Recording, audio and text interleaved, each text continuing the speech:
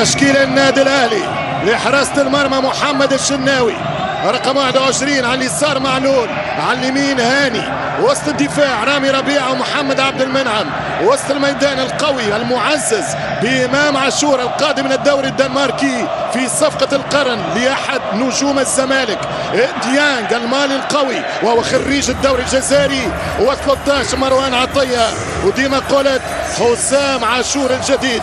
تشكيل الهجوم الاهلاوي: كهربا راس حربة، رضا سليم القادم من بطل المغرب من ملوك العسكر الافار نادي الجيش على اليمين، وعلى اليسار الافريقي الكان الامم والمونديال القاري بعد 4 شهور ان شاء الله على قنوات البين سبورتس المونديال الايفواري. اتحاد الشهداء كما يسمى، خطيرة وفرصة كبيرة، ومرة أخرى الأهلي عنده الشناوي يصد الكرة الأهلاوية، شحات سبق كورته وترجع الكرة ركنية للنادي الأهلي.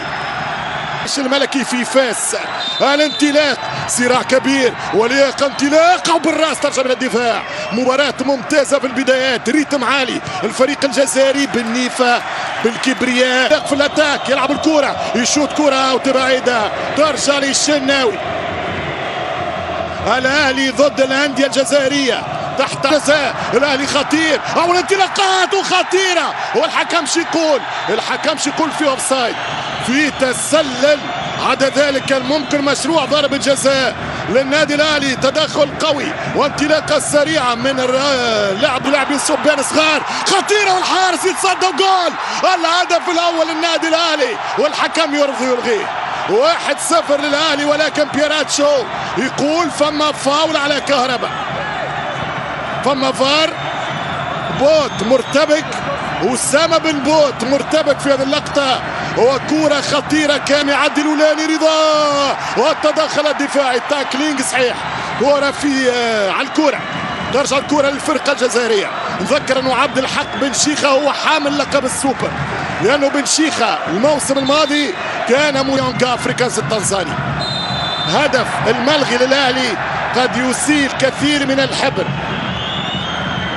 حكم عاد، يتقدم الاتحادي في كرة عرضية خطيرة، والحارس شناوي من جديد على كرة البوتسواني تومي سانغ كاد يسجل للأهداف.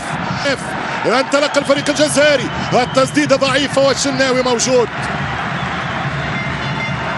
16 فريق تاريخيا، حق كرة خطيرة صعبة ملعوبة، يرجع دفاعي يغطي، الحكم يقول العب ما فيهاش شيء. التغطية ممتازة كانت من عبد المنعم، ملا فرصة للفرقة الجزائرية، ضاعت الكرة على 17 فتوحي، نور الإسلام،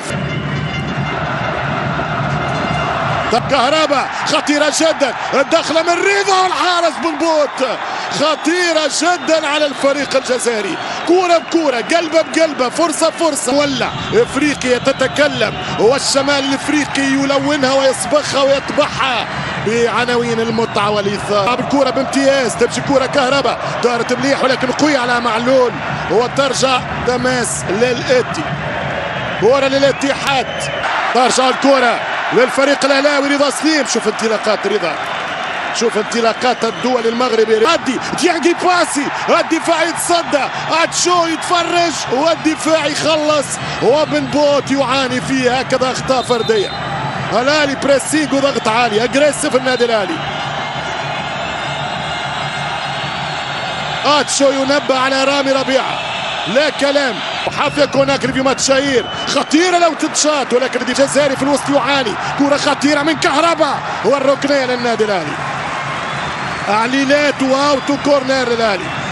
لويسما الجراندي سوستارا، يمشي كره من معلول بالراس، وقتها بين الشحات ومعلول وعلي يوزع كرة الكهرباء، والدفاع حاولت التوزيع، الاهلي يسكر في الدفاع، والكرة ما فيهاش هاندبول، فيهاش لمسة يد، ترجع من علي شوط ممتاز، يرجع بالكرة وسط الميدان، ورا في الوسط، وفي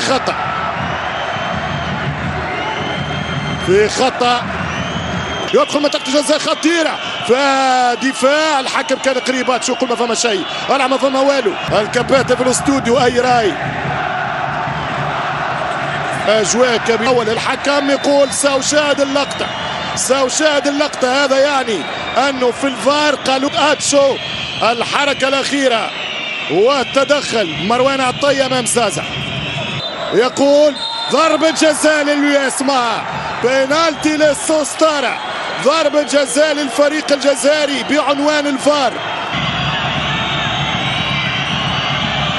بالعيد، زين الدين بالعيد، وجول 1-0 للياسما، 1-0 لأولاد الباشا.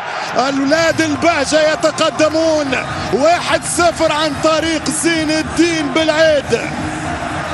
1-0 للفرقة الجزائرية. فرحة كبيرة لجمهور السوستارا، ولو أنهم بعض العشرات الأغلبية الكاسحة هنا جمهور الأهلي في الطائف، هنا في استاد الكينج فهد. تتغير النتيجة والمباراة على ضربة جزاء بإقرار الفار. يتقدم الكابيتان ويحطها على يسار الشناوي. 1-0. ضاغط أهلاوي منتظر في هذه الفترة، وبنبوت ماذا تفعل يسار حتى للعالمية الآن، خطيرة والحارس يتصدى بإعجاز بنبوت. أسامة بنبوت في كرة التعادل من رضا سليم. حتى فرق أوروبية صارت. كهربا والباس والدفاع يتصدى، ترجع الكرة كهربا والدفاع من جديد. فوسينا الرجاء اللي حقوا بركلات الترجيح، والتسديدة من ديانج ولكن برا اوت بدخول بيرسي تاو. الشحات خارج المنافسة ولكن يخلق فرصة، يجيب خطأ. الشحات في موقع مناسب بوقت مناسب، خطأ باليسار، يمشي الشحات والدفاع والركنية. الاتفاق أفرز وعلي معلول، خطيرة من علي، لا سهلة برشا من علي معلول.